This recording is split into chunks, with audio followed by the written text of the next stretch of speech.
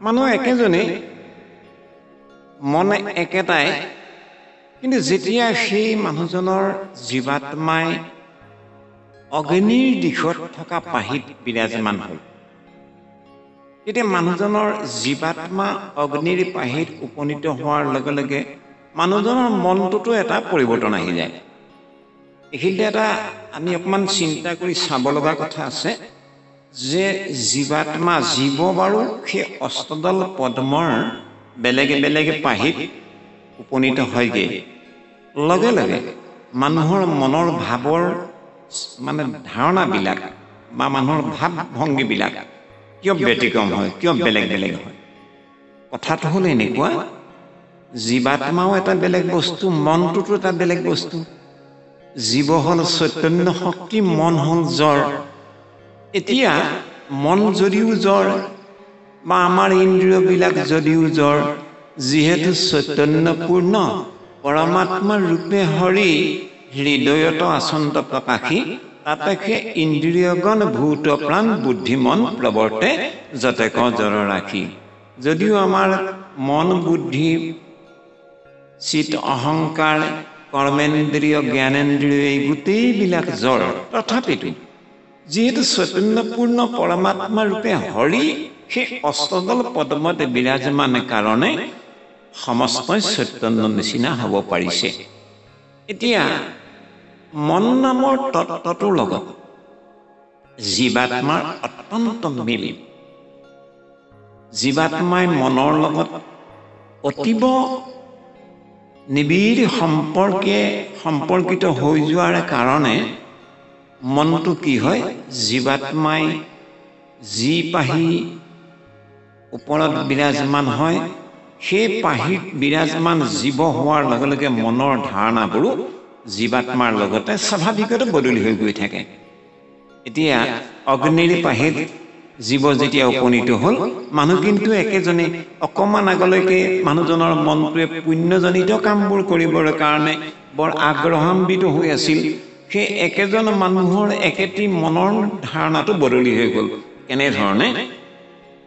ও ৰাম অগ্নিৰ পাখিত জীৱ থাকয় জীবেলা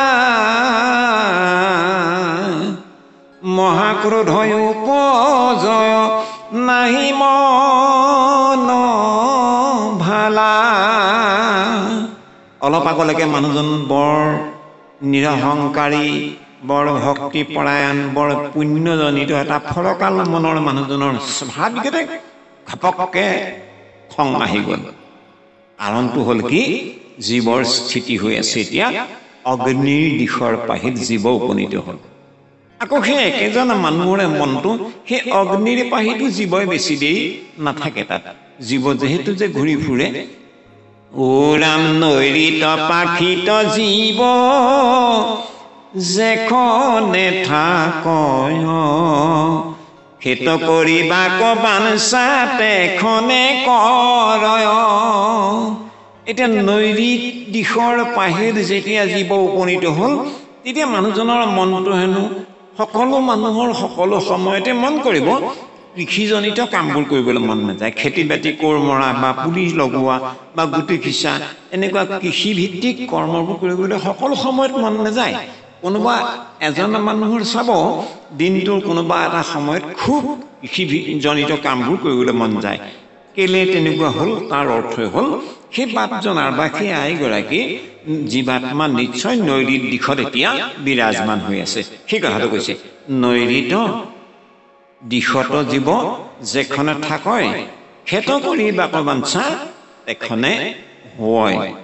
তাৰপিছত ক'লে ও ৰাম যেতিক্ষণে জীৱ থাকে দক্ষিণ পাখিত মহাব্যাধি পীড়া তাৰ হুৱে শৰীৰত।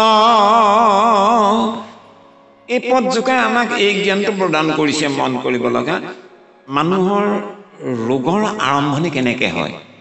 শাস্ত্ৰীয় বিজ্ঞান মতে এই কথাটো ক'লে যেতিক্ষণে জীৱ থাকে দক্ষিণ পাখিত, দক্ষিণমুৱা হৈ অষ্টদল পদ্মৰ দক্ষিণমুৱা হৈ থকা পাহিত যেতিয়া জীৱ উপনীত হয় হেনো স্বাভাৱিকতে নানা ব্যাধি পীড়া তাৰ হৈ শৰীৰত মানুহজনৰ শৰীৰত মানুহজনে জনাইকেই হওক বা নজনাইকেই হওক কিবা নহয় জ্বৰেই হওক বা পানী লগাই হওক কাহেই হওক বা অন্য কিবা নহয় কিবা এটা ৰোগ আৰম্ভ হয় কাৰণ এই জ্বৰ পানী লগা কাহ কিবা নহয় কিবা এটা ব্যাধি এই কাৰণে হ'ল সেইখিনি সময়ত জীৱৰ দক্ষিণমুৱা হৈ থকা পাহিত উপনীত হ'ল আকৌ ওৰাম পশ্চিম পাখিত জীৱ যেখনে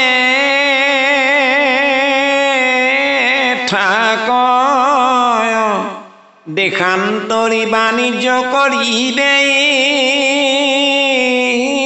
সাজায় যেতিয়া পশ্চিমমুৱা হৈ থকা পাহিৰ অগ্ৰভাগত জীৱ উপনীত হয়গৈ হেনো তেতিয়া হেনো মানুহবিলাকৰ মনটো কি হয় দেশান্তৰী অৰ্থাৎ ঘৰৰ পৰা ওলাই গৈ বাহিৰত ফুৰিবলৈ মন যায় বা ব্যৱসায় বাণিজ্যজনিত কথাবোৰত আগ্ৰহান্বিত হয় আদি এই কথাবোৰ পৰিলক্ষিত হয় সব সময়ত আকৌ সেই মানুহজনৰ বা সেই আইগৰাকীৰ মনটোত ব্যৱসায়জনিত বা দেশ ভ্ৰমণ কৰা কথাবোৰে মনত ক্ৰিয়া নকৰিবও পাৰে কোনোবা এটা সময়ত বৰ তীব্ৰতৰভাৱে মানে ফুৰিবলৈ যাবলৈ মন যাব ব্যৱসায় বাণিজ্যজনিত কথাবোৰত মনোনিৱেশ কৰিব তাৰ কাৰণটো শাস্ত্ৰীয় বিজ্ঞানে ক'লে তেওঁৰ হেনো জীৱাত্মা পশ্চিমমুৱা হৈ থকা পাহিত উপনীত হৈ আছে সেইকাৰণে মনটো ইমান প্ৰবল হ'ল ফুৰিবলৈ যোৱা বা ব্যৱসায় বাণিজ্য আদি কামত তাৰপিছত লাহে লাহে বায়ুৰ পাখিত জীৱ যেখনে থাকয় ইৰাম সেইখনে সিটো জন কুবুদ্ধি হয় বায়ুৰ দিশত থকা পাহিত যেতিয়া জীৱ উপনীত হয় হেনো মানুহজনৰ মনত মানুহবিলাকৰ মনত কি হয় বেয়া বুদ্ধিয়ে লগ লয় অসৎ বুদ্ধিয়ে লগ লয় সেই অসৎ বুদ্ধিয়ে লগ ল'লে বুলি মানুহজন অসতেই হৈ থাকিব সেইটো কথাও নহয় মানুহজন তাৰ পৰা আকৌ পৰিৱৰ্তন হৈ যায় জীৱৰ স্থিতিটো সলনি হোৱাৰ লগে লগে মানুহজনৰ চিন্তাধাৰাটো পৰিৱৰ্তন হ'বলৈ ধৰে এনেধৰণে আহি আহি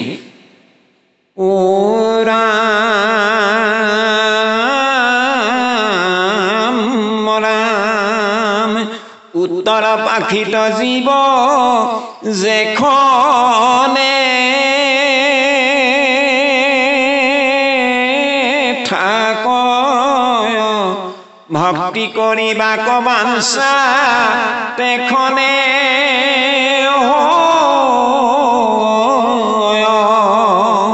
চাবচোন আমাৰ সকলো সময়ত ভক্তি কৰিবলৈ মন নাযায়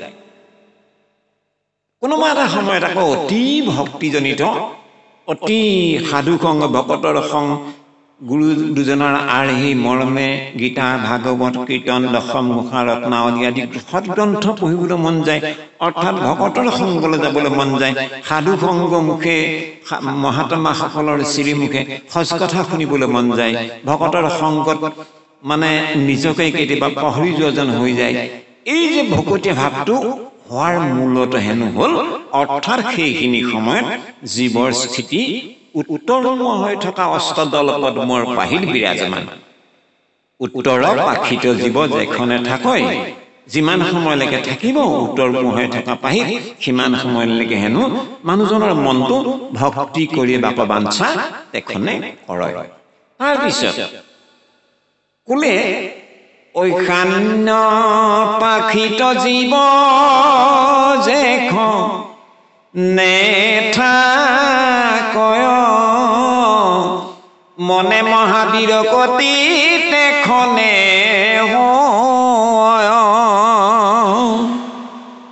ঐশান্য দিশত যেতিয়া জীৱই ঐশান্য দিশত লক্ষ্য কৰি থকা অষ্টদল পদ্মৰ পাহি ভাগত বিৰাজমান হ'ল তেতিয়া মানুহৰ মনটো ধৰণে স্বাভাৱিকতে বিৰাগ আহে কিহৰ ওপৰত বিষয় বাসনা ঘৰ দুৱাৰ টকা পইচা সা সম্পত্তি এইবিলাকৰ ওপৰত নশ্বৰ অস্থায়ী বস্তুবিলাকৰ ওপৰত বিৰাগ জন্মিবলৈ ধৰে এই বিৰাগ জন্মা মানুহৰ অত্যন্ত সৌভাগ্যজনিত কথা। সেইকাৰণে মহাপুৰুষ মাধৱ গুৰুজনাই কৈছে বৈৰাগত পৰে ভাগ্য নাহি প্ৰবোধত পৰে সুখয়াৰ নাহি পুৰুষৰ হৰি বিনে পৰিত্ৰাণ কৰ্তায়াৰ নাহি জানা ৰিপু নাহি সংসাৰত পৰ। বৈৰাগ্য ভাৱ যদি মানুহজনৰ হ'ল তেতিয়াহ'লে পৰম সৌভাগ্যৱান বুলি কৈছে। বৈৰাগ্যত পৰে ভাগ্য বোলে মানুহৰ আন একো নাই। যাই নহওক প্ৰভু সমস্ত এনেধৰণে অসান্য দিশলৈকে পূব দিশৰ পৰা আৰম্ভ কৰি অষ্টদল পদ্মৰ প্ৰত্যেক পাহিৰ অগ্ৰভাগত জীৱই অষ্টদল পদ্মৰ মধ্যম ভাগত থকা পৰমাত্মা বস্তুক কেন্দ্ৰ কৰি জীৱই পৰিভ্ৰমণ কৰি থাকে। এই জীৱ আৰু মনৰ মাজত অত্যন্ত মিল হোৱাৰ কাৰণে জীৱৰ স্থিতি পৰিভ্ৰমণৰ লগে লগে মনৰ ভাৱধাৰাবোৰ পৰিৱৰ্তন বা মনৰ ধাৰণাবোৰ সলনি হৈ থাকে। এতিয়া আমি এটা কথা কৈ আছোঁ যে অষ্টদল পদ্মৰ মধ্যম ভাগত এই সম্পৰ্কে আমাক পদযোগাই কি বুলি কয় মন কৰকচোন। সেহি হৃদি পদ্ম মাজে ঈশ্বৰ আচন্ত কোটি সূৰ্য সমজাৰ শৰীৰ জ্বলন্ত এৰাম ইন্দুৰৰ শ্যামতনু কিশোৰ বৰিষ সেহি মতে প্ৰকাশিয়া আছে জগদীশ। এই দুইযোগা পদে আমাক কৃপা কৰিলে মন কৰক। সেহি হৃদি পদ্ম মাজে অৰ্থাৎ যি আমি অষ্টদল পদ্মৰ কথা যে কৈ থকা হৈছে সেই অষ্টদল পদ্মৰে আন এটি নাম হ'ল হৃদি পদ্ম। অৰ্থাৎ সেই হৃদি পদ্মৰ মধ্যম ভাগতে হেনো সেই হৃদি পদ্ম মাজে সবাৰো হৃদয়ে হৃদয়ে হৃদি পদ্মৰ মধ্যম ভাগতে বোলে ঈশ্বৰ থাকে হেনো। ঈশ্বৰো আচন্ত যাৰ বৰ্ণনা কৰিছে কোটি সূৰ্য সম যাৰ শৰীৰ জ্বলন্ত ইন্দুৰৰ শ্যামতনু কিশোৰ বৰিষ সেই মতে প্ৰকাশে সবাৰো হৃদয়ে হৃদয়ে আছে জগদীশ। আৰে আমাৰ শৰীৰৰ ভিতৰত ভগৱন্তৰ এনেকুৱা এভাগ আকাৰ থাকিব পাৰে নেকি? এই বুলি আমি শংকা কৰাৰ কোনো প্ৰয়োজন নাই। কিয়নো আমি ওপৰৰ প্ৰথম শ্লোক ভাগতে এই কথাটো পাইছিলোঁ ভগৱানে কেনেকুৱা হেনো অনুৰণীয়ান আৰু ভগৱানে কেনেকুৱা মহতো মহিয়ান। ভগৱন্তই অনুতকৈও অনুৰূপ ধাৰণ কৰি সবাৰো হৃদয়ত ভগৱন্ত গতি কৰিব পাৰে, বিৰাজমান কৰিব পাৰে। ভগৱন্তৰ কাৰণে আচৰিত বা অসম্ভৱ বুলি একো কথা নাথাকে। এতিয়া আৰু এটি নমুনা চাওঁ। যেতিয়া নেকি উত্তৰাই অশ্বত্থামাৰ ব্ৰহ্মাস্ত্ৰৰ প্ৰভাৱত জৰ্জৰিত হৈ ভগৱন্তক খাটনি ধৰিলে, প্ৰভু হে কৃষ্ণ স্বামী মই অশ্বত্থামাৰ ব্ৰহ্মাস্ত্ৰত যাওঁ কোনো আপত্তি নাই, কিন্তু মোৰ গৰ্ভত থকা শিশুটিক তুমি বচাই দিয়া। তাৰমানে গৰ্ভত থকা শিশুটিক বচাবলৈ হ'লে উত্তৰাকো বচাই দিব লাগিব। উত্তৰাই কৈছে যে মোক অশ্বত্থামাৰ ব্ৰহ্মাস্ত্ৰই দাহন কৰক, মোৰ তাত আপত্তি নাই, কিন্তু প্ৰভু মোৰ গৰ্ভত থকা শিশুটোক যাতে তুমি বিঘিনি হ'বলৈ নিদিয়া। কাৰণ ভগৱন্তই দেখিলে তেতিয়াহ'লে উত্তৰাকো বচাব লাগিব, তেতিয়াহে তো গৰ্ভস্থ সন্তানটো বাচি থাকিব। এতিয়া উত্তৰাৰ গৰ্ভত ভগৱান সোমালে হেনো, প্ৰৱেশ কৰিলে। কিনি সোমালে? উত্তৰাৰ নাকেদি নেকি? কিনি সোমালে? উত্তৰাৰ তালুৰ দ্বাৰে নেকি? কৰ্ণৰ দ্বাৰে নেকি? নাসাৰণ হয় নেকি? নহয়, ভগৱন্তই আমাৰ হৃদয়তে আছেই। সেই হৃদয়ত থকা ভগৱন্তক আমি যিমান যিমান পৰিমাণে সভক্তিৰে স্মৰণ চিন্তন আহ্বান কৰিব পাৰিম, সেই হৃদয়স্থিত পৰমেশ্বৰ বস্তুৱে তাত থাকি তৎক্ষণাৎ ভকতৰ ইচ্ছা মৰ্মে ৰূপ ধাৰণ কৰিব পাৰে। এতিয়া অশ্বত্থামাৰ ব্ৰহ্মাস্ত্ৰক নিবাৰণ কৰিবৰ কাৰণে ভগৱন্তই হেনো উত্তৰাৰ গৰ্ভতে শংখ চক্ৰ গদা পদ্ম চাৰি অস্ত্ৰ হাতে ধাৰণ কৰি কিশোৰ বৰিষ অৰ্থাৎ এটা শিশুৰ ৰূপ ধাৰণ কৰি অশ্বত্থামাৰ ব্ৰহ্মাস্ত্ৰক নিবাৰণ কৰিলে আৰু উত্তৰাকো বচালে। মানে গৰ্ভস্থ সন্তান পৰীক্ষিতক কৃপা কৰিলে।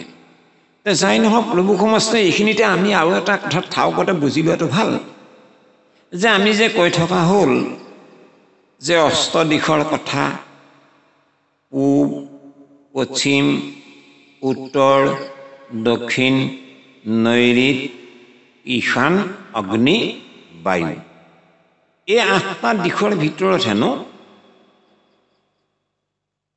উত্তৰ দিশ, নৈৰিত দিশ, পশ্চিম দিশ আৰু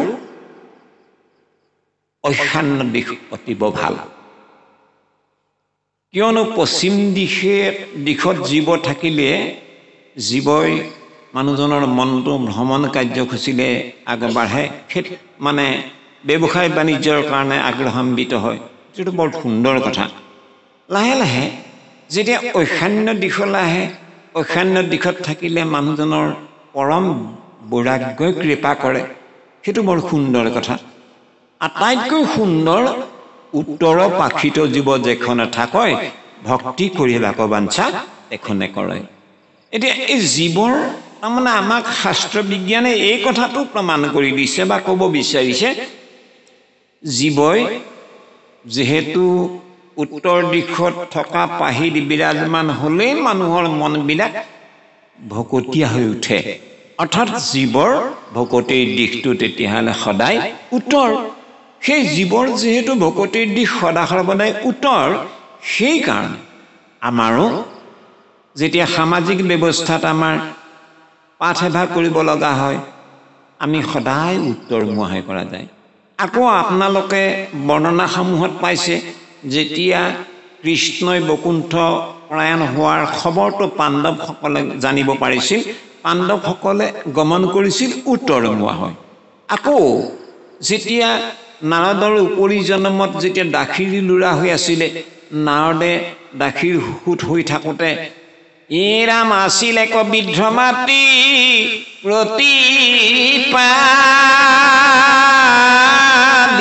মোক দংখিলে কহৰে তেহ গৈল লোক অ ৰাম হেন দেখি মোৰ উত্ৰাৱল কৰে মন উত্তৰ দিশক লাগি কৰিলো গমন। মন কৰকচোন, দক্ষিণমুৱা হয় সেই ব্ৰাহ্মণৰ ঘৰত দাসীৰ সূত্ৰ, নাৰদৰ উপৰি জন্মত যি দাসীৰ ল'ৰাজনে দক্ষিণমুৱা হৈ গমন কৰা নাই, পশ্চিমমুৱা হৈ গমন কৰা নাই, নৈৰিত দিশত গমন কৰা নাই বা অগ্নি বায়ুৰ দিশত গমন কৰা নাই, গমন কৰিলে ঈশ্বৰক বিচাৰি হৰি আৰাধনাৰ কাৰণে, হেন দেখি মোৰ উত্ৰাৱল কৰে মন উত্তৰ দিশক লাগি কৰিলো গমন। আকৌ মন কৰক, যেতিয়া ধ্ৰুৱই বৰ্মাক সুৰুচিৰ কৰ্কশবাণী সহন কৰিব নোৱাৰি মাতৃ সুনীতিৰ সজদিহা পৰামৰ্শ মৰ্মে হৰিক বিচাৰি যেতিয়া যাত্ৰা কৰিলে, ধ্ৰুৱয়ো উত্তৰমুৱা হৈ যাত্ৰা কৰিছে। সিমানে নহয়, পিতামহ ভীষ্মই যেতিয়া কুৰুক্ষেত্ৰ সমৰত অৰ্জুনৰ শৰত সৰসজ্জা হৈ পৰি গ'ল, পিতামহ ভীষ্মই দেহ এৰা নাই যেতিয়ালৈকে উত্তৰায়ণখন আহি পোৱা নাই। এই উত্তৰায়ণখন বা উত্তৰ শব্দটোৰ লগত আমাৰ সামাজিক ব্যৱস্থাত আমি ওতঃপ্ৰোতভাৱে জড়িত হওঁ, কিন্তু আমি এই কথাটো চিন্তা নকৰোঁ বা হয়তো বহু লোকে জানে, কিন্তু মই তেখেতলোকৰ কাৰণে নকওঁ। আমি যিসকলে নাজানো তেখেতলোকৰ কাৰণে অকণমান যদি কিবা সুবিধা হয় হওক, এই কাৰণে মই এই কথাখিনি ক'লোঁ। হয়তো মই কোৱাত মোৰ কিবা ভুল ত্ৰুটি হ'ব পাৰে, আপোনাক সবে বিচাৰ কৰিব। যাই নহওক, আৰু এটা কথা আমি ঠাউকতে মন কৰি থওঁ যে পূব, পশ্চিম, উত্তৰ, দক্ষিণ, নৈৰিত, ঈশান, অগ্নি, বায়ু, এই 4টা দিশ কোন অৱস্থাত বিৰাজমান। চাব, বায়ুৰ দিশটো কোনফালে আছে মন কৰিব। বায়ুৰ দিশটো হেনো দক্ষিণ আৰু পশ্চিম দিশৰ মাজৰ যিটো কোণ, এইটোক হ'ল বায়ুৰ দিশ বুলি কোৱা যায়।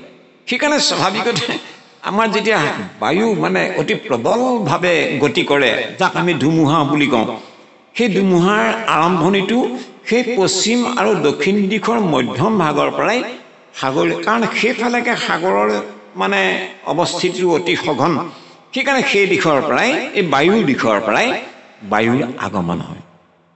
আকৌ অগ্নিৰ দিশটো হ'ল পূব আৰু দক্ষিণ দিশৰ মাজৰ যিটো কোণ, সেই কোণটোক কোৱা হয় অগ্নিৰ দিশ। নৈৰিত দিশটো হ'ল পশ্চিম আৰু উত্তৰ দিশৰ যিটো মাজৰ কোণ, সেই কোণটোক পশ্চিম দিশ, নৈৰিত দিশ বুলি কোৱা যায়। কাৰণ যিটো দিশত জীৱ উপনীত হোৱাৰ লগে লগে মানুহজনৰ খেতি বাতি আদি কথাবোৰত বেছি মন আগ্ৰহান্বিত হয়। আকৌ ঐশান্য দিশটো হ'ল উত্তৰ আৰু পূব দিশৰ যিটো মাজৰ কোণ, সেই মাজৰ কোণটোক কোৱা হয় ঐশান্য দিশ। এতিয়া এনেধৰণে প্ৰভু সমস্ত আমি আপোনাৰ চবৰ সন্মুখত যদিও এই অষ্টদল পদ্মৰ লগত জীৱৰ চিন্তাধাৰা বেলেগ বেলেগ যে হয়, এই সম্পৰ্কত আমি কথাখিনি আজিৰ কাৰণে ইমানতে ৰাখিলোঁ। আমাৰ বঢ়াটোতে ভুল আপোনাক সবে মাৰ্জনা কৰিব। যদি কিবা ত্ৰুটি বিচ্যুতি হৈছে আমাক আমাৰ জ্ঞান গংগা ইউটিউব চেনেলৰ জ্ঞান গংগা যি ভাগ আমাৰ চেনেল আছে, সেই ভাগত অৰূপ শইকীয়া নামৰ এই অহমজনৰ মানে যোগাযোগৰ নম্বৰ আছে, ফোন নম্বৰ আছে। আপোনাৰ সবে আমাৰ যদি কিবা ভুল ত্ৰুটি হয়, গঠনমূলক দৃষ্টিভংগীৰে আমাক আগমুৰিয়াই দিব বুলি আমি সকলোৰে ওচৰত সেৱা ধৰা হ'ল। কৃষ্ণ।